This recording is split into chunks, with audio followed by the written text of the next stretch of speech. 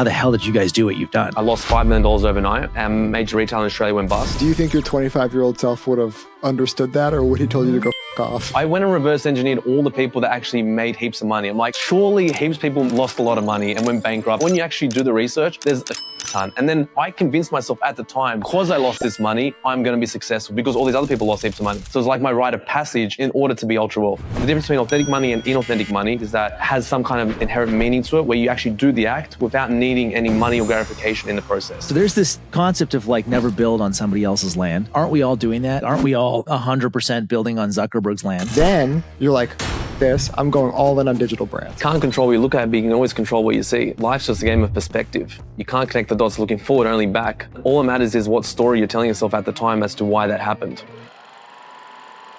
Welcome to the Operators Podcast. My name is Mike Beckham, and we are proudly brought to you by Fulfil, Aftercell, Rich Panel, Northbeam, Sarah's Analytics, and Postscript. We are a community for entrepreneurs that are building things. And if you want to be a part of this community, you can listen to the podcast, but you can also go sign up for our newsletter. A ton of awesome information in there. We also partner with Ecommerce Fuel, a forum for you to connect with other entrepreneurs that are building businesses where we can learn from one another. So without further ado, on to the pod. Dealing with big box retailers means EDI connections, and that's often a trigger for needing an ERP system. We've been using EDI connections to Costco forever, and the only way that we've really solved that problem to make it seamless is through Fulfil. EDI adds complexity to everything you do, and Fulfil solves that complexity with their connections to their systems. You need Fulfil to move from being just a D2C brand to being a true multi-channel brand, because big box retailers are going to require you to connect to their systems using EDI. Let me tell you, it's way easier if you do it with Fulfil.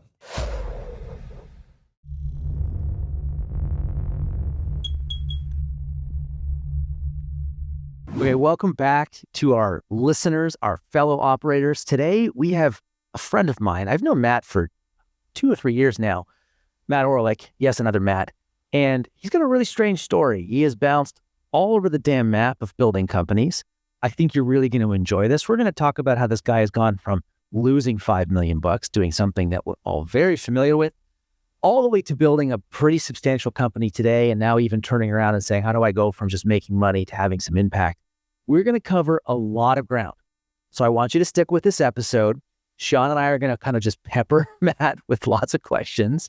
And to start it off, Matt, why don't you introduce yourself? Tell us a little bit about your background. Like, where did you start? How did you get to where you are today? And then we'll kind of like take the conversation wherever the hell we feel like it. Yeah, sure. Thanks for having me. I think it's the first podcast that I've been on that I actually listened to, so that's cool. So I've been in business for like last 20 years, since the age of 17. And I've pretty much done anything you can think of, not by, having some sort of strategy. It was just like whatever made sense or whatever made money at the time I did it. Like as an example, I was getting my tattoo removed, and I guess during that process, I thought I could do it better. So I started my own clinic. But where I guess I am today stems from this one business that I built called Inspired Brands Group. And what I used to do, I used to develop brands and sell them to mass retailers. And I started that business when I was about 21 years old. And the way I got into it was that I started importing other people's brands. And during that time, when I was trying to import other people's brands, there was one brand in particular called Mctivia. And that Mctivia brand was like Mac Show of the Year award, whatever. I saw it online and I applied to get that brand. But then the owner of that brand wants to come visit our operation in Sydney, which I didn't have any. So at that time, I literally went to my accountant. I said, I need to borrow your office for a day. And he's like, what do you mean? I'm like, I need to borrow your whole office and your team. I'm going to rebrand it. I'm going to take off your plaques, put on mine, and I'm going to introduce this founder of this Mctivia brand to the whole team and make up roles for the whole team. And so he let me do that. And I remember one time when we were actually in one of the offices, I said to the guy, I'm like, this is our finance department. And it was like 3 or 4 people in that room. And the guy turns around and goes, why do you have 3 or 4 people for finance for import wholesale business? Like, it's a lot. I'm like, yeah, we're crushing it. A lot of invoices to send out. So that's how naive I was at the time. But funny enough, he bought the story, gave us the rights. With that first product, I got into retail. And soon after that, I kind of started importing other brands, but started seeing that I had constraints of how much margin the retailers wanted. And I started seeing the brands that I was importing didn't really do anything that I couldn't do myself. Because prior to this, I've been to doing a buying trip in China at the age of 18, doing some watches. So I was familiar with China. And at that point, the first brand I launched was a headphone brand during the whole big Dr. Beats era. And the way I got into retail with that headphone brand was that I did a deal with Sony Music in Australia where I gave them 10% of all sales, and they became like my influencer army. And they would do promos for me. They'd put the headphones in video clips. And with that kind of, I guess, collaboration, I got into a major retailer's exclusive deal, and that kicked off me building my own brands. So I developed like any brand that I thought was cool and had opportunity at the time. But what I did, I created like hyper niche brands. Like I had a brand for sports headphones, I had a brand for drones, I actually developed, the world's first flying Angry Birds toy, because I had a license to that. I then started doing licensed like Easter eggs with Manchester United and Liverpool. So that was a great idea. So I had this like relationships with all these retailers, and I started creating brands left, right, and center and bringing in products until I was about 25 years old. One of the retailers went bust. I lost about $5 million overnight, which forced me to pivot. And from that moment, then I said, I'm going to take all my next brands direct to consumer online. First brand was Skywalkers, did about $2 million in its first 4 months. From that brand, people started to take notice, like, how did you do it? A friend of mine who owned Elite Subs in Australia asked me to do his marketing because he saw what I did for Skywalkers. We took his supplement brand from $500K to $1 million a month in 18 months. That formed like this digital agency. And from there, I kept trying to spin up brands, sold some, closed some down, until 5 years ago, I launched Qure Skincare with my sister. And it was the first kind of global brand that we started, and we might do close to 9 figures this year. And we got voted, I think, one of the fastest growing skincare brands in the world recently. Matt, one thing you said before we got started is you left Sydney, Australia because you didn't like the hustle and bustle and people being too money focused. You moved to an undisclosed location in Europe, but then you ended up making a company that makes a ton of money. So is that just irony, or was that like the focus the whole time? It's that lesson of reality creation. When you detach from the outcome, it just comes to you. Okay, yeah. The less you care, the better you do. Well, I think you're living proof of that, man. So, okay, how does a young man with great skin make a skincare company? So you should give us the background on the company real quick. Yeah, so I was in Croatia. My sister was in Australia. She kept sending me all these skincare products to try, like literally post-it notes, morning, night, routines. And as a guy, I didn't do anything, but I was into biohacking. And she got to Croatia, and believe it or not, like people in Croatia were calling me like Benjamin Button. Whatever I was doing was working. I was like reversing my aging. It was all because of biohacking stuff, nothing to do with the skincare. And she walked into my room and showed this massive LED industrial panel. And then she really wanted one. And when I told her it was like $5,000, her heart sunk. And for her whole life, she wanted to start a brand, particularly in skincare. And that's when I thought like, this is probably a good entry point because I believe in the technology. I've been using it. And at the time, we actually thought we were the first ones to ever think of a mask. And then we went online, it was like 15 brands. But that was a great entry point because I think it was like a light bulb moment that a lot of these, I guess, clinical treatments aren't accessible to everyone at home. And that was kind of the mission of the company, to make it more accessible to people like my sister. And that's where we kind of started.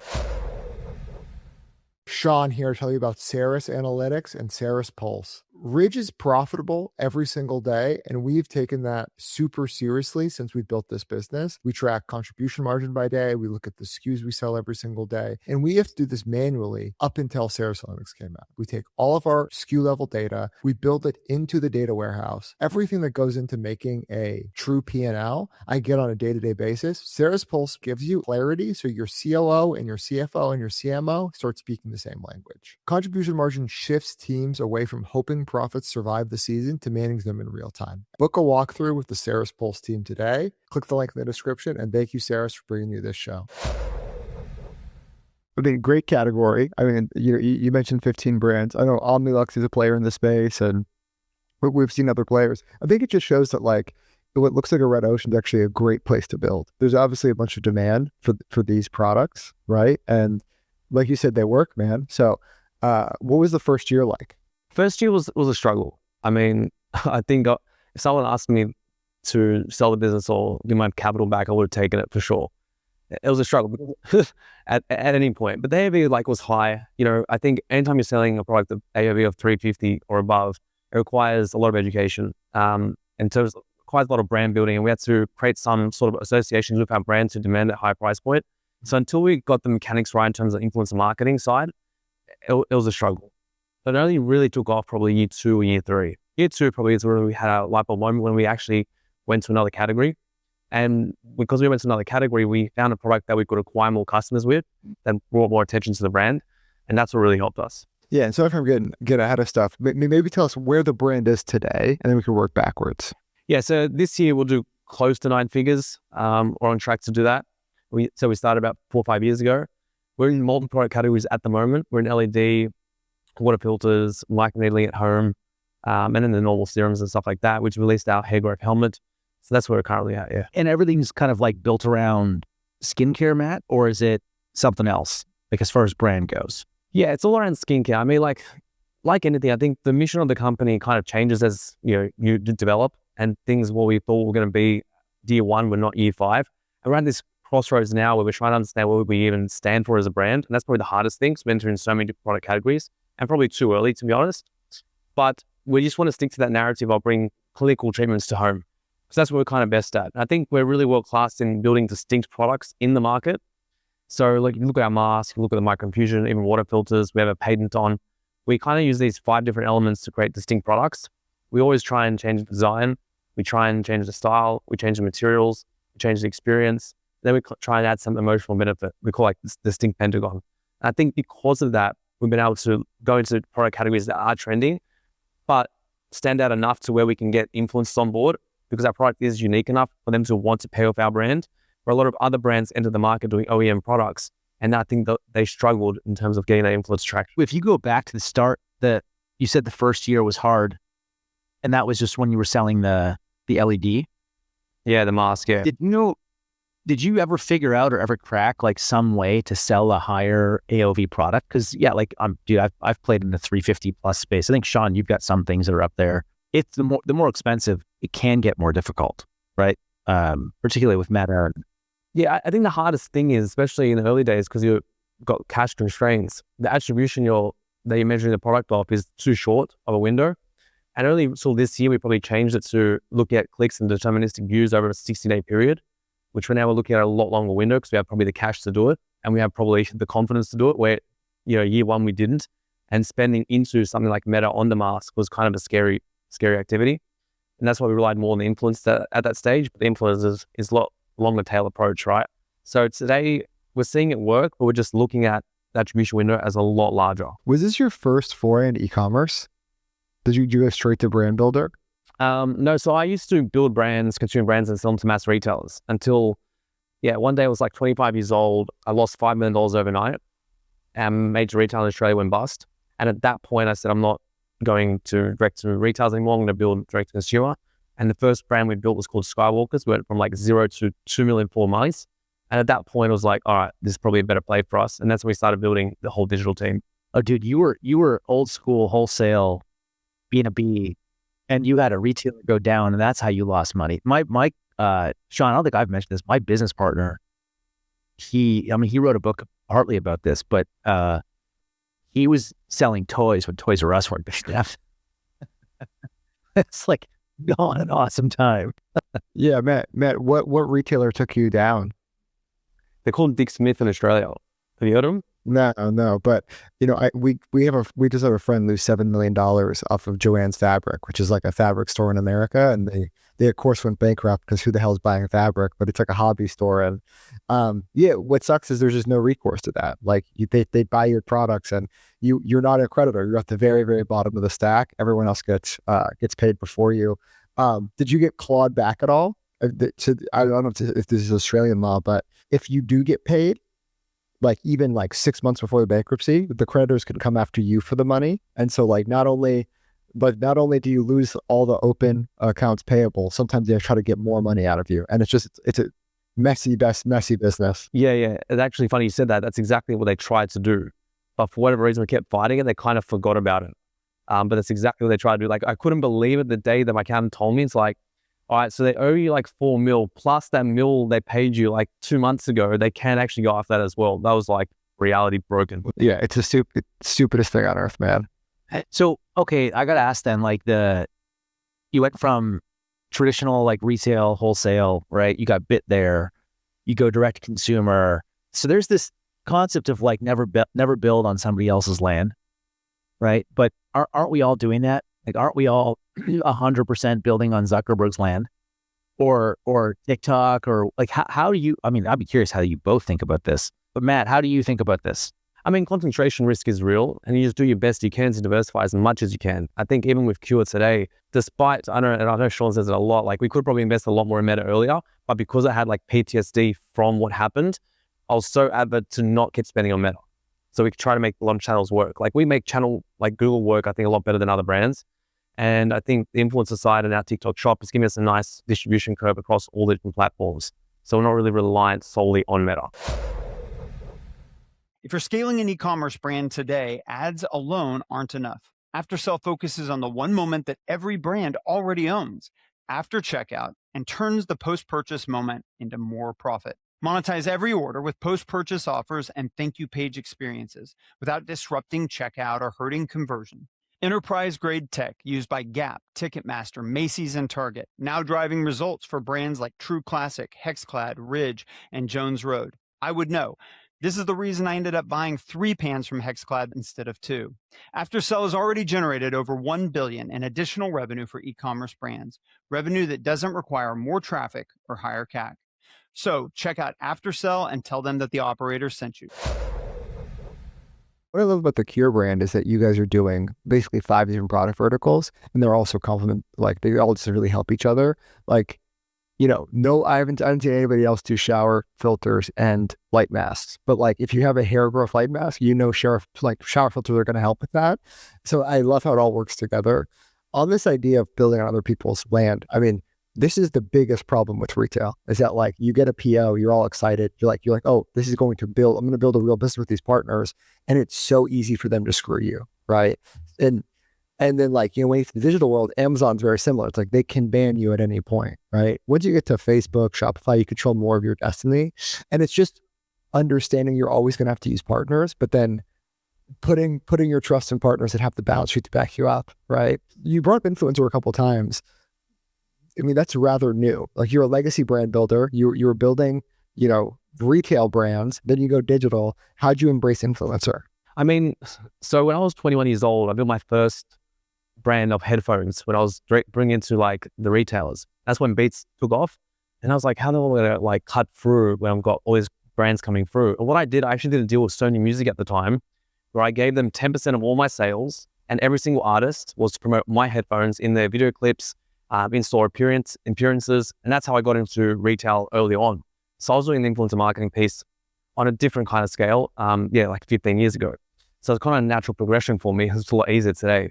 But yes, I was very familiar with the whole process. And then like in my mind, I create this thing called brand impact units, where I essentially look at like the reach that we're spending in terms of advertising dollars, what associations are we transferring, and what trust are we giving a lift on the brand based on our spend. So I'm very much thinking about what creatives are doing what besides acquisition. And that's why the influencer part for me, when I'm trying to pair certain associations and create mental real estate in the consumer's mind, is critical, especially for skincare. It's all about trust. It's all about, for us, the clinical level. So I have to use influencers to associate that trust and transfer it to our brand. For me, UGC and stuff like that, trying to build trust and associations with a skincare brand wouldn't cut it in terms of trying to build the brand at the same time. And I feel like if we went the whole UGC route, we'd be just like putting uphill, trying to find the next angle, the next acquisition channel consistently without building that brand. That's the way I've always kind of thought about it. How'd you overcome the cost? Every time I talk to like a female first or skincare or beauty brand, the cost of influencer is just crazy, right? So was it because you started so like in the TikTok era, it was just easier to work with TikTokers, or like, typically you're probably getting quoted $300,000 for videos or whatever. So how do you overcome that? Yeah, it's insane. I think having amazing gross margins, but also we didn't really use TikTok until October. And I think just the agreements we had working with creators on a long-term deal, like we'd spend like maybe $300-400K with one creator a year, but we're able to consistently test new angles with them through dark posting and whitelisting, and eventually we'll become profitable. It's very hard, I think, when you're engaging on one influencer and you're expecting the first angle that you're going to use with them via your whitelisting to actually work. Like anything, it takes iterations. So for us, having that, I guess, timeline to be able to test new angles with them was what saved us. Because we might not hit it the first one, but we normally hit, second or third for sure. Where's the conviction come to do that though? Like I guess that's, I don't know, Sean, like that sounds great in hindsight, Matt, but at some point you have to sit there and say like, I'm going to just start spending money on these creators. And to Sean's point, when you're selling to women, these creators can get very expensive. Yeah. Where did the conviction to say, like, you know what, we're just going to do, like, we're just going to go all in on like this person or these people, and we're just going to test a lot of stuff, and it's expensive, but you must have had high conviction that it would work, but like, where did that come from? Yeah, I mean, it came from starting at the bottom and working the way up. We didn't pay $300,000 the first year. We paid $2,000, $5,000, $10,000, $15,000, and you slowly work your way up. And the good thing is that as you're working your way up, you've already proven all the angles. And essentially, you're going to give almost the same script to another influencer. And because they have a different avatar, different audience, it's going to work. It's going to hit. So by the time we're spending a lot of money, we had proven angles, we had proven scripts, and we're proving landing pages and offers where the risk for us just wasn't as high as potentially other brands. And what I was going to say was, you actually talked about two things, like, dark posts, whitelisting, your partnership ads. Typically when people talk about influencer, they're talking about trying to get a return on the post, right? So like having your influencer post and like drive traffic from that post to your website. And I think that's basically all but gone in the modern era, right? Like it's really like you're paying for the brand rights to the creative, then you're going to run it out yourself. And if you can build a system that does that at scale, you do just unlock new customers, you have best performing ads, but like it's influencers as creators, not as, media units, right? Actually trying to get impressions out of them. And I think you guys were early to that because I think people are just waking up to that today. But okay, can I ask you both this? I'd love to dig in deeper here because I think that people listening to this, I see this on X all the time. I see it in questions that I get. If you're advising somebody to run this playbook, like Matt, you made mention, we started at the bottom. What does that mean? Does that mean you start with smaller creators? Does that mean that you try to do deals with larger creators where like there's upside incentive? Like how would you both approach that right now? For some, like I'm a new brand, I want to start working with influencer creator. How do I start at the bottom? You start at the bottom just by going after like the smallest creators, essentially. And you try and find the avatar that resonates most with certain UGC that's already working, right? And you're just doubling down on that avatar and angle, but for a whitelisting kind of influencer. And we're doing tests now. I saw a report yesterday where, sure, our return on ad spend is higher with the bigger creators. We're measuring people 100K and over and 100K under, but the costs are also higher. And our actual net is actually very similar in terms of the reach and I guess the profitability we get from creators under 100,000, over 100,000 in the end, once we net out all the costs. But the reason we go for the bigger the creators is more from the brand perspective, not so much the acquisition perspective. So I think anyone can go to creators with 10, 20,000 followers and still have similar results to what they'll have if they have a big creator. Totally. Well, what we've found is that like it's really hard to make the bigger names pencil out. But Matt, I think your question was, if we're starting over today, how are you building a brand with and engaging with influencers? I wouldn't start a brand without an influencer today. I think it's just an unfair advantage you should add to it. And if I go to Qure's website, they have 6 doctors on there, right? Like it feels very much like, hey, this is a clinical product with stamps of approval on it. And I'm sure that really helps, dude. Like I want to buy this stuff because I see there's 7 doctors on this homepage, like all telling me how great it is. And I wouldn't start a brand without those relationships to start. But look, I think there's a great nugget of a journey. We have to tell this story. Okay. So you are, finding ways to sell into retail when you're very young, right? 20 years, you're the youngest guy walking into, Kmart, which is still popping off in Australia, right? And you're getting those deals done. You get burned bad one time and you're like, hey, I'm going to go all in on digital. I'm going to build out some great digital brands, right? What were the first ones? The first one was Skywalkers. It was the hoverboard movement. And it was funny because, because it's funny because 2 years before that, I had a power bank brand in mass retailers and it was going nuts. It was called Juice Up and it was like, had a point of sale next to the counter and it was something like 10,000 units a week or something like that, until a customer dropped one of them and it caught on fire and I had to do like a national recall on TV and stuff like that. But what that made me to be is like an expert in batteries and I had a PhD in batteries. So when the hoverboards came up, my batteries were the safest and I was on the news again, but for all the right reasons, because my hoverboards were the safest in Australia. So that brand took off and did like 2 million in the first 4 months because of all the product development and stuff I did and the knowledge I had before. But then it was clear at that point that, I pretty much had to just keep developing brands and going direct to consumer, I guess. Okay. So are you just focused on the local Australian market? Or are you dropshipping from Hong Kong to America, or are you just focused on Australia? No, at that point I was just in the Australian market. Yeah. So I had that brand. I had a sports equipment brand as well. I had a supplement brand. And I was just focused on the Australian market. And I think I was just too immature in terms of an operator until like 5-6 years ago. I'm like, I'm just putting myself in such small opportunity vehicles. Like, this doesn't make any sense. And I think what made me realize that is when I have a digital agency as well. And my friend Davey, you guys probably know Davey Fogarty, we were doing the media buying for him back at Woody when they were like at 4 mil up into 250 mil. And then when I saw what he did, that was kind of like my Eric Banner, the 4 minute mile moment. I'm like, you know what? I can actually build one big business instead of having all these different, 100 small brands in Australia. And that's what led me to that. Gabe's a legend. He's out there. He's helping people, all the time. But let's talk about what you did with the brands. So like you have a brand doing, let's call it, you have 5 brands doing $10 million a year in Australia. Do you just shut them down for a little while? Do you sell them? Are you taking profit distributions off of them? Or is it really just a grind? You're just launching new ones. They're shutting down. What's going on? Pretty much launching and shutting down. But I sold probably 3 of them. But also in the midst of all this, like I had licensing brands, I was just like an addicted entrepreneur. I had the license to Umbro, the fitness apparel. So I was manufacturing, wholesaling that for like 10 years. I sold that business last year. Like I had retail shops, I had tattoo removal, laser clinics. I was kind of just doing everything. Like nothing really made sense. And I was just starting businesses, selling them, starting them, selling them, starting them, closing down. It was just like havoc. Yeah, it kind of seems like a rat race, bro. It seems like you're doing like a million things when like if you could put your focus, you'd have a $1 billion brand right now.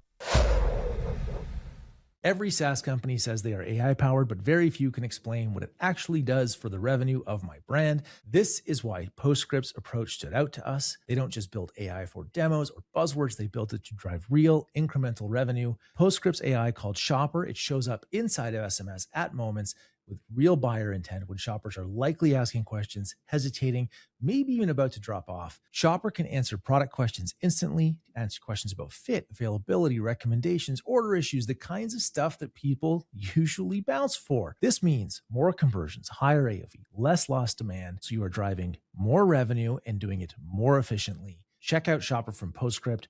We use it at Pela, which is why I am telling you to check it out. Well, that's what everyone always told me. And then I guess that's what kind of happened with Qure. As soon as I focused on one thing, it kind of went all right. Yeah. Okay, cool. Yeah. So I want to dive into all those other random businesses you had. So like, how'd you, if you're 20, how did you get into, the brand building into wholesale? Did you go to China and you're like, oh, I could do this? Or like, what was the unlock? Yeah, my first buying trip in China was 18. Another business I did, I was doing licensed watches for a couple of brands. But that's another whole story. But the first time I got into import wholesale consumer goods, I got the rights to a product called Mectivia. Have you guys heard of it? It's like 15 years ago, you used to wirelessly project your PC to your TV before Apple AirPlay was around. So I got the rights to that. And I set up a website, got the rights, and the guys or the founders like, hey, I want to come and, see your operation in Australia. My operation was in my Audi A3 with my subwoofer. I had no office, nothing. So I said I was the marketing manager, and I go to the accountant, look, I got this guy coming to Australia. I need to take over your office for a day. He's like, what do you mean? I'm like, no, I need to take over your office. He's not, come work whenever you want. I'm like, no, I need to change the signage. I need to use your whole team. I need to make up roles for everyone in your team. So when this guy comes, I introduce him to the whole team. It's like, all right, whatever. So this guy flew in, picked him up, brought him to the office. I remember once I went into a room, I said, this is the finance team. There was like 3 people in there. And after it goes to me, 3 people in finance, doing import wholesale, that's a lot. I'm like, we're doing a lot of audits, you know what I mean? I had no idea what I was doing. And then I went to a third-party warehouse. That was my warehouse. Got the rights to that product. Got into retail. And then soon enough, I was importing a couple other brands. It was like probably 3 or 4 different brands. And then I realized, I've been to China before. These guys are doing nothing that I can't do. And I really didn't have the margins to give to the retailers that they wanted. So then I started developing brands. And that first one was a headphone brand that I mentioned. And then what I kind of realized was that all I have is literally the packaging. The traffic's in the store. All I have is the marketing tool, is the packaging. I can't afford anything else. So then I started creating hyper niche brands in every sector. I had a sports headphone brand, I had a drone brand, I had a power bank brand, all separate brands. Because that was the only way I could compete. And that kind of strategy went well, and the retailers loved it because I gave them heaps of margin. The packaging was beautiful and valuable to the end user. Okay, and then obviously you lose $5 million, it blows up. Does that basically set you back to zero? You mean you're 25 years old? Was that your whole nest egg for everything that you've been grinding for 8 years at that point? But how much of a reset was that? It's probably 80% of my net worth at the time. Yeah. Yeah. So I was almost at ground zero. But at the same time, I had that hoverboard company. At the same time I lost that money, the other one that hoverboard company took off. So that's what kind of fueled the next stage of investments, I guess. Yeah. I was lucky enough. Hands very full. Okay. So you start growing up these little brands, you have a digital agency, you're basically doing everything. I think, did you say you had physical tattoo remove clinics? Like you're in brick and mortar retail too? Okay. Yeah, because naturally, you know, I went to go get my tattoo removed and I went to the best place in Sydney and I walked out. I couldn't put my hand in my t-shirt, how much like they ruined my arm. I was like, I can do this a lot better. So I'll just start my own. So that was like the thought process behind that. How are you fighting this itch every day now? No, Like no you have way. like my life's so much better. Less anxiety, less stress. It's amazing. All this. so there's no pull to say like you go into a business now and you're like, I can do that better. You're actually you developed the no muscle. Yeah. I'm a big promoter of the no muscle. Yeah, I love it. Okay. So you had about 24 things, and then what was the actual switch to go all in on the skincare brand, right? So like you're doing a million things. I mean, it's only 5 years old or whatever. So what were you doing in 2019? What did your life look like then? Yeah, 2019, what was that? It's like a bit more 5 years ago. Well, I actually took 3 years off from the ages of 28 to 31, and then we launched this brand. And truth be told, I launched another brand at the same time. I had a specific playbook in my mind. I launched a company called Football Supplements. And this was supposed to be for my sister. I was also supposed to be involved in this business. I launched Football Supplements, had footballsupplements.com. That was the brand name. That was the domain. I had like Atletico Madrid, I was a sponsor of. I had Barcelona players, I had Real Madrid players, and there's just no product market fit. I lost like $5 million trying to start that brand. After 18 months, I closed it because Qure was taking off. Football Subs was like declining. And then I jumped on the Qure Skincare bandwagon. But yeah, at that time, I thought that was going to be like my $100 million brand, but it wasn't. And the skincare one was doing better. So then I started helping my sister. It was the thesis like, it was like the whole influencer thing. So the supplement company, you had all the soccer players, you had Qure Skincare doctors, like that was the thesis. Yep. Yeah. And I had like whitelisting with the big clubs and they'd never done that stuff. I thought, oh my God, no one knows this. I do. It's like 5 years ago. I can whitelist with Arsenal and Atletico Madrid. It has to work. Turns out it doesn't. I'm actually surprised that didn't work. Me too. I was still surprised. Yeah. So I'm not.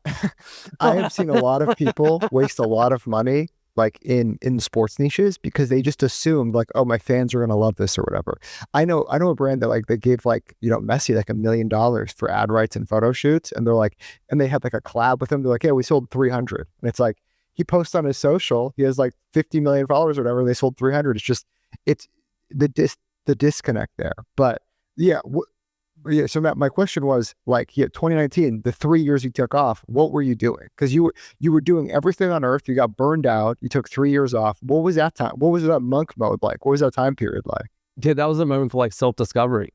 There was a lot of traveling. I got my skydiving license. I put all the businesses like under leadership and actually made more money without me, funny enough. But, and I just literally just traveled the world, did like spiritual stuff, psychedelics, tried to understand like what do I actually want to do for the rest of my life? Like, because at that point, like I still made good money. It wasn't like FTU money, but I made good money. And I thought I should have been a lot happier than I was, but I just wasn't for whatever reason. So I just went on like an internal spiritual journey during that time. And I said I wasn't going to do anything again unless there was certain meaning attached to it. And the football stuff's like I used to be an aspiring football player. And I thought that the reason I didn't make it is because I didn't understand like the nutritional side of things. And that was one of the major reasons. So I wanted to like help that for other football players. That was kind of the play there. That didn't work out, but yeah, that's why I didn't want to start anything else unless it meant something to me. So I was I wanted to like make money authentically. And I think the difference between authentic money and inauthentic money is that has some kind of inherent meaning to it where you actually do the act without needing any money or gratification in the process. So that's what I was trying to find. And what would be FU money? Like how much money were you looking for that whole time? That's a great question. Like 100 mil. Yeah. That's a very big number. You can say those words long before you get to 100 million. I know. Also, yeah. Bro, you're living in Croatia, man. I'm pretty sure you could do it for like 15. Yeah, I know. But you know what? Croatia is actually more expensive than Australia to me to live. People would be shocked to hear that. Yeah, people would be shocked. So I think I was telling Matt the other day, like, you can't get loans past $500,000 personally. So anything I buy, I have to buy in cash. Yeah, so your cost of living in Croatia could be lower, but the but at, like in dollar terms. Not, But yeah, like, but but not not even. really, because like you don't have access to the financial instruments that like other Yeah, countries but do. but not even. Like my penthouse was like 4 million US. It's not cheap. Yeah, it's not that cheap. In a population of 8, wow, how big is Croatia? What, 8, 9 4 million people? 4 That's million. 4 million people. There you go. Oh yeah, Yeah. that's expensive. Yeah, I thought Canada was bad. Jeez. Yeah, it's gone nuts here. Yeah, Yeah, brother, that's New York prices. yeah. But here, I think I have some bad news. Everyone I know that has over 100 million, they say the FU number is even bigger. So I think it just keeps going up, dude. As soon as you get Never it. enough, man. It's No, no, never no, no. enough. That was back then. I mean, like my burn rate personally is like 35,000 euros a month. So I think my concept of like how much I need has drastically changed. Yeah. I think that comes with age too. Yeah, I think so. Maturity. So I think we're starting to get pieces of your whole story together, right? You're a young hustler. You're doing like a million different things. You figure out this niche. I'm gonna make OEM goods, basically. I'm gonna buy them in China. I'm gonna get some sort of brand on it and make it beautiful. I'm gonna sell it to these retailers. And for a while, life's good. You're doing as many of those as possible, and then you get punched in the face one time, and it takes down 80% of your net worth. Then you're like, I'm going all in on digital brands. I got Facebook ads working. I got hoverboards. I got, I'm going to spin up 4 or 5 of these. I'm on a digital agency, and that works for a couple of years. And then you have a big aha moment. You see that somebody could sell stuff outside of Australia, and you're like, I have to do that. So then you scale it up. You take a couple of years off. You come back, and you're like, look, I want to do something that actually I would do for free. Like I want to actually go out there and help the world.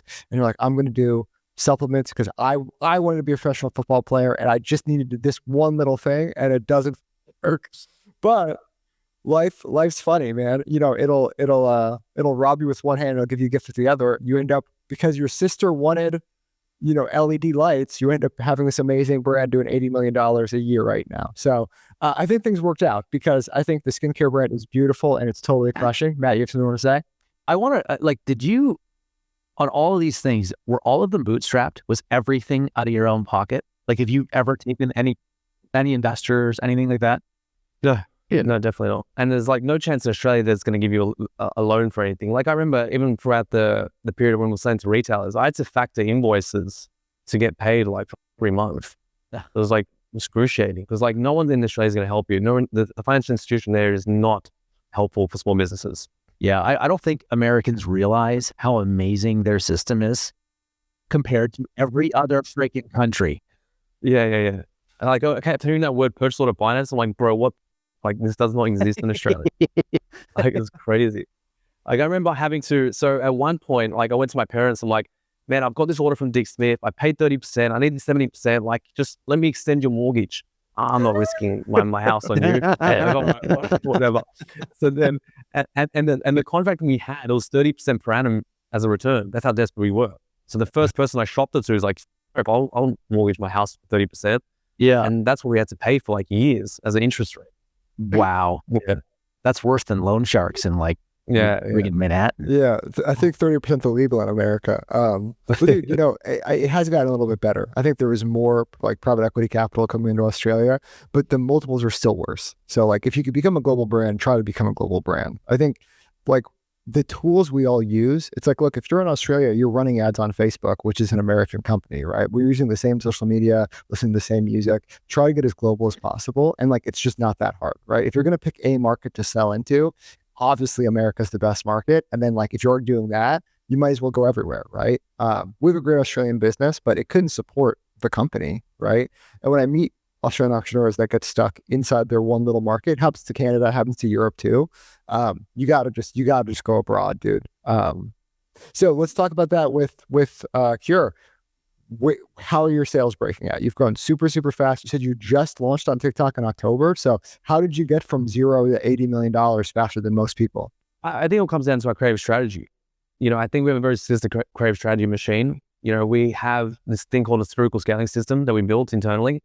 So it's like the first stage is angle architecture, where we take the use case of the problem and we combine it with an avatar, but super, super hyper personalized. Like, someone's got acne, it's like a teenager who has hormonal acne, and that's like one angle. And then we look at the awareness levels of the ad. So is it unaware? Is it problem aware, solution aware, product aware, most aware?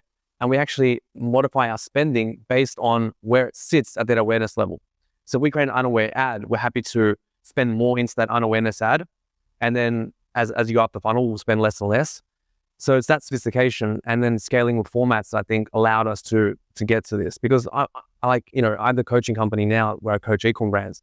And that's the only thing I keep preaching. It's like angles and offers. And I don't think you have to really think about anything else until maybe you get to, multiple eight figures. Hearing you say that, it's no surprise you're running a great brand, because for a long time, like this was like during COVID, brand founders were just people who really liked their product or whatever. And the people who are surviving now are amazing marketers. And to be a great marketer, it is all about creative right now, right? There's a debate about if you could have too much creative, right? But it's like, no, if you're trying to scale up, the more angles, the better. The more individual pieces of content that are unique. People hear that, they just end up shooting the same video 10 times. And it's like, that doesn't help anybody. It's like, you need to have 50 different ways to sell to 50 different people. And if you want to scale, each one of those gets $1,000 a day, right? But when you add up 50, you're at $50,000 a day in scale, and you do that over and over again. So no, it does not surprise me you're crushing it. So let's talk about getting over to TikTok. You're not a TikTok shop brand, or you weren't a TikTok shop brand first. Obviously, you're going to crush over there. So what was the delay? I mean, we got on there, when was it? I think we had some issues in terms of getting, it was October we started actually scaling. We probably got on there in May, but we didn't get approved at the start because we were like invasive with the needles and stuff like that. So eventually in New Summer we got approved, and we scaled pretty aggressively. I think we're in the top 10 in terms of TikTok shops in like October, November.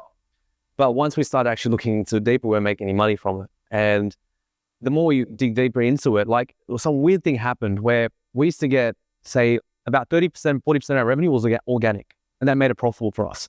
All of a sudden, like a switch in October, 0 organic revenue once we tripled ad spend. So all of a sudden, we're in the negative. And ever since then, we haven't been able to really bounce back. And we're still trying to work it out. We're asking the TikTok shop reps, they kind of help us. And that's like the game we're trying to play now, is trying to see if we can actually make it profitable. We're doing holdout tests with Work Magic at the moment to see if that actually incrementally helps other channels. But at the moment, it hasn't really been profitable for us to invest more into. And everyone talks about this whole incremental effect on other channels. We haven't seen it yet. I definitely agree with you that there's no more organic revenue. It's like we were talking to best in class brands, and they're like, yeah, 90% of the revenue is going to come from GMV max campaigns. It's like, okay, so you're going to be, it's just a new way to get ad spend out of us and commission and whatever else, right? But bummer you're not hearing about the halo. Everyone promises the halo. That is what this mythical thing everyone has been talking about. But hopefully you find it. Hopefully you can find that holdout. And if not, you're crushing on Meta.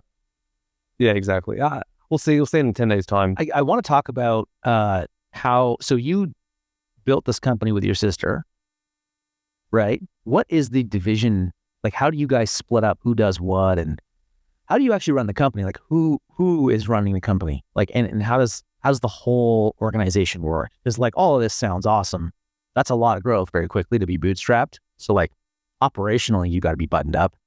Yeah, I mean, she's offense. No, sorry, I'm offense. She's defense. So she's everything product related. I'm everything marketing related.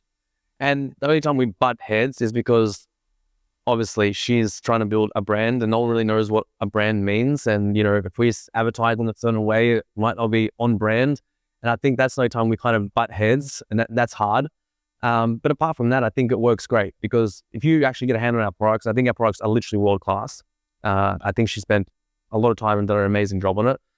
But yeah, that's where the troubles lie in terms of what brand is and how do we still scale while protecting a certain brand image, which we don't really know how to quantify. Dude, well, Taylor's oldest time, man. You're like, no, I want to run the, Black Friday offer ads in October. And she's like, no, it's bad for the brand. That up in there. Going back to the product being best in class, what you guys have done is something originally we talked about, is putting soul in something, right? Like, we have any commodity could we get into, like our luggage business, right? Like we have to make it really appealing to people. And like, you can't really win on features all that often, because it's like a luggage is a piece of luggage. It's like where it's going to be just as light as everybody else and just as durable. But you have to like make it look like it has soul, and then like people will actually end up purchasing it. You guys have done a great job with that, because so much of the LED mass market looks like American Psycho. It looks just like horribly designed, like scaring kids or whatever. But you guys actually like make it look elegant. And I think that's a huge part of your guys' success, is like the aesthetic angle. So your sister did a great job on that, man. Yeah, she did. Yeah, she crushed it. Yeah, the distinct products that we make is definitely a big marketing play for us. Without them, our job would be hard to sell. And you could see this business being 5 times bigger just because you have those different product lines, right? You could have serums on subscription, you could have the microneedling on subscription, and then you have these big AOV products to really, get people in the door. And you talked about that early on, as you said, you had a high AOV product that like you were trying to scale and it was hard, but then you found this second product line that got people into the brand. What was that second product line? Was it the mask? No, the second product was the micro infusion. It was at home microneedling. Yeah. That's our main acquisition product, and that's what really helped us. I think when you're trying to decide products, they always have to have a purpose. You know what I mean? One's for acquisition, one's for AOV, maybe one's for LTV. The filters were clearly an LTV play for us. We're actually potentially looking to go into, we're going to test telehealth as well for skincare as an LTV play. So we're just trying to really angle our marketing towards different pillars to make sure we can scale the business profitably. But I think just on that, in terms of product development for everyone listening, it's not as hard as people think. Like, honestly, you can go and get a product design agency to design like the cosmetic look and feel of your product fairly cheap. Like, you look at some of our water filters, I think there's some of the most beautiful ones, especially the faucet one, probably costs like $5,000 to design. And then you take the design, you go to the factory and use the factory's engineers to actually bring it to life. But I think a lot of people get stuck with product development thinking it's this really complicated part. But if you're just looking to redesign it in a certain way, it's not that expensive. We should unpack all that. Because you hear about agencies for everything, right? For email, for paid social, for media buying, for whatever. But yeah, you're totally right. There are design agencies, but they will help you make new products. And yeah, you can spend, just like any other agency, you could spend $500,000 to make something, or you can spend $5,000. And what it comes, I think you nailed it, that you should design something independently, and then you bring it to a factory who's actually going to make it, and you have them engineer it. Because where a lot of times people make mistakes is they have the designers and engineers working together, and they're going to engineer a product that is too hard to make. That happens all the time. And then you bring it to a factory and they're like, this is not how we make it. So I think, or we can make it and it's going to be 3x the cost or whatever, right? You can get 95% of the aesthetic with no increase in cost if you bring your designs over to the engineers. But if you say this is the final thing that has to be engineered, it'll be 5 times as expensive. We see this happen all the time. Yeah, 1,000%. Unpack that a little further. So if you're saying to somebody who wants to develop a product, don't start at the factory, because they're going to be looking at it from an assembly and an engineering perspective. You want to start from industrial design. If you go to a factory, we've all been to China, we've all been to the Canton Fair. Maybe this is changing over time, but typically Chinese factory partners are very bad at design, right? Like, it's almost like a joke that like typically the way a Chinese designer makes something better is to just add more features. And how often do you see somebody that just does a million things? You're like, dude, nobody wants this. It's just, they're just like, it's the platypus approach. They're going to keep putting more stuff on it, right?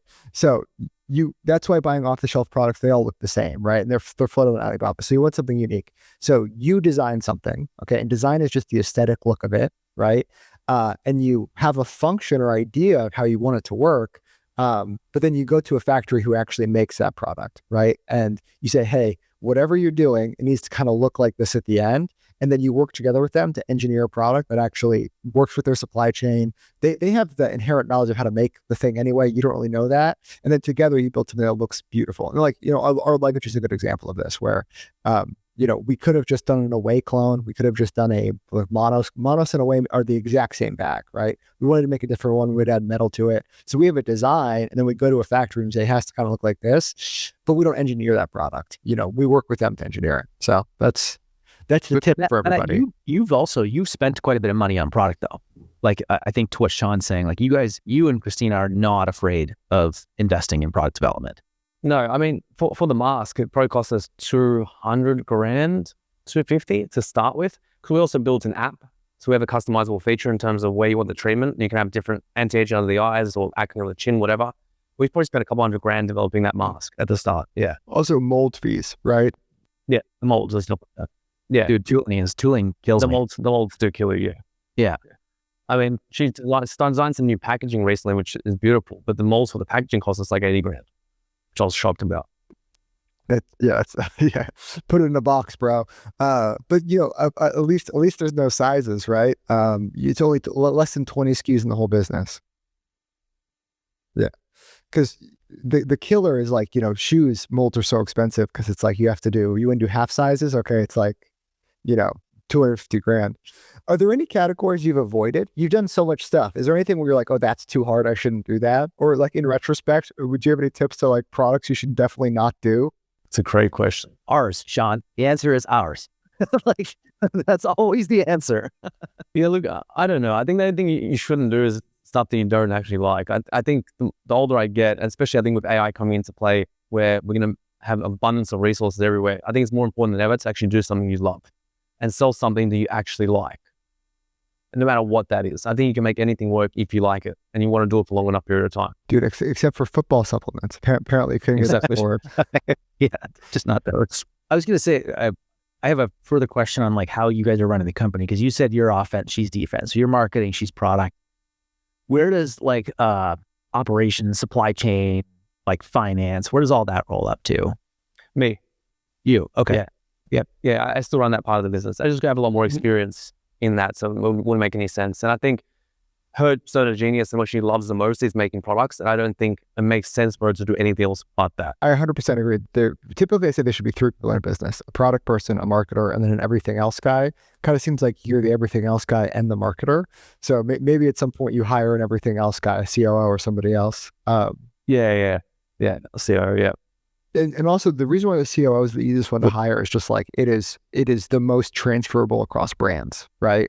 Like you don't want to hire a bad marketer because they'll kill your whole company, and you can't hire a product person. But shipping stuff from warehouses is more or less a commodity, skill set. Love my COO though. So Matt, on the brand and where it operates now, but I would like to know more. You've talked about sort of like meta advertising. You talk TikTok. What other channels are you selling in? How many markets are you guys selling in? So to get to this number that you're at now, like talk to us a little bit about like the supply chain of this company, like channels, where you're shipping product to, all of it. And how the hell do you do that? I think the biggest challenge is my sister wants to sell everything to everyone at whatever cost, because she just loves, she's so passionate about it. So we're pretty much selling globally. 80% of our market probably is in the US, and the big English-speaking countries, probably another 10, another 5% in Europe. And then we have warehouses in the US, UK, and also China. And we ship from China to the rest of the world. And all that stuff, it was such a headache to manage before. But we recently, maybe about a year and a half, 2 years ago, we jumped on the Fulfil bandwagon. And that made everything so much easier, because first we reduced a couple of headcounts. And our business, sometimes when we sell out of certain bundles, we weren't able to actually mix those bundles and fill up certain gaps in our product line, but with Fulfil on the back end, we could. So we never were out of stock, where before we'd have to always go out of stock. But because of Fulfil and their back end engine, we're able to create different bundles on the back end where the customers wouldn't see, the website would stay the same, and allow us to keep selling. So that kind of helped us, sell more products to more people in all these different markets. And if someone was out of stock in a certain warehouse, we could route it to another warehouse and ship directly from China. So that allowed us to keep up with the growth that we're having. Because when we're scaling that quickly, as you guys know, you sell it pretty quickly sometimes, and you don't really forecast too well. And that system actually allowed us to be a bit more, lenient with our forecasting. And if you have 5 product lines in 5 warehouses, it's the complexity gets insane, right? When you add in bundling, are you doing any wholesale as well, or any Amazon? We just started probably Amazon properly in October as well. We were just so under-resourced. I didn't realize what it took to actually win on Amazon. We had one guy doing PPC a bit and this and that. But in our category now, we have a team of 7 or something, that we have a mini fractional team. And that's what's changing the game for us, just investing a lot more resources into making that channel work. I mean, you're hitting on all the good points about a Fulfil, right? Order management system, order routing. Eventually you do demand planning, demand capture in there. How do you make sure your stuff from China shows up at Amazon on time? Because Amazon's not your warehouse. You can't control it. You can't overstock it. You have especially if you start doing, and I recommend you do this, Amazon in the UK, Amazon in Canada, Amazon in Europe, they're going to give you 50 square feet. And it's how do you make sure it always is full all the time? What's up, operators? Welcome to the Rich Panel ad read. Rich Panel has been a sponsor for over 12 months. I've been a paying customer for over 12 months. And guess what? I just renewed to pay again for another year. We have cut our SaaS bill in half, and automation dropped our cost per ticket by 70%. Our CSAT has also improved from 88%, which is still really good, to 96%, best in class, all powered by Rich Panel. I told them last year, hey, you guys need to do the same thing with returns. And now Rich Panel has a returns portal. It's built to cut down your tickets and convert more refunds into exchanges. They do the heavy lifting, data import, self-service, retention flows, team training, all of it, and it'll be live in 2 weeks. If you want to save 30% guaranteed on help desk and now returns, book a demo. Also, like with the Fulfil at the moment, we'll try and build our own AI inventory forecasting system. And we probably spent a bit of money on it. And then Fulfil launched their cloud version, which is actually probably better than what we're trying to build for the last 4 months anyway. So that's also kind of helped us manage everything recently. You should let the technologists do technology, bro. You're a great ads guy. Your sister's a great, product builder. It's like, that's our zone of genius. We should just focus on that stuff, man. Mine is podcasting. That's my zone of genius. It's before we're retiring from operating and we're gonna podcast now. So Matt, can you, you've been building brands, you've done a lot of things. And I think, Sean, you wanted to go there, but like now you're sort of like training, coaching, you're helping other operators. Like why start that? Why get into this new business? Like you've been so focused on Qure, scale the one big thing, and now you've got this other thing that you're kind of like running alongside it. Does that have purpose? Like what's the reasoning? And then tell me more about it. Yeah, it's more for impact over profit. I think at this stage of my life, any extra million that I make won't actually impact my life at all. I think my basic needs are met, my lifestyle is met, and I just almost build at the moment so I can coach. Literally, that's how much I enjoy the coaching thing. I think just at some point you need to add a layer of contribution into your life when you get certain psychological development, and that for me is the coaching. And that's been so rewarding. I think we've coached like about 150 different brands in the last 6 months alone. And yeah, just like, man, I can't believe this Christmas I was getting like presents to my house from clients. So that whole reframe of like, they're paying me and then they're sending me presents was like mind-boggling.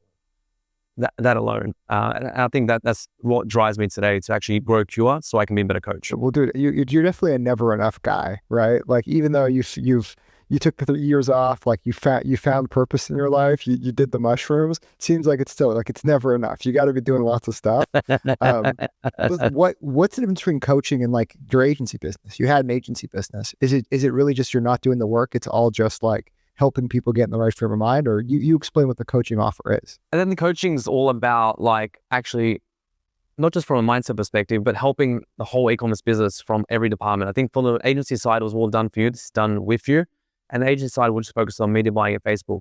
In the coaching business, we have everything from playbooks and how to do product development, branding. We have mentors each single discipline, like CRO people. We have Facebook people, Google creative strategists that come every week and show you the latest creatives and help you with the system. Like everything you possibly need in terms of mentorship and guidance at e-commerce brand, we kind of cover.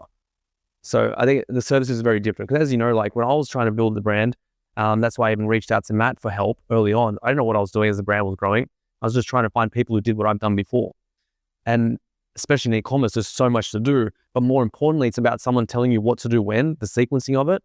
Because I think a lot of brands just don't know what levers to pull when. And that's the main reason why they're not successful. They're just focused on the wrong. So the coaching is really important, I think, to realign brand founders as to what they're doing at what point, and providing them with the right resources and the playbooks to actually upskill them. That's cool, man. And you've done 150 brands so far. And what's the name of it? You can do a hard plug right here. How do people sign up? What's the coupon code? Ecomm Architects, mention the word operators to get $100 discount. There you go, bro. That's awesome.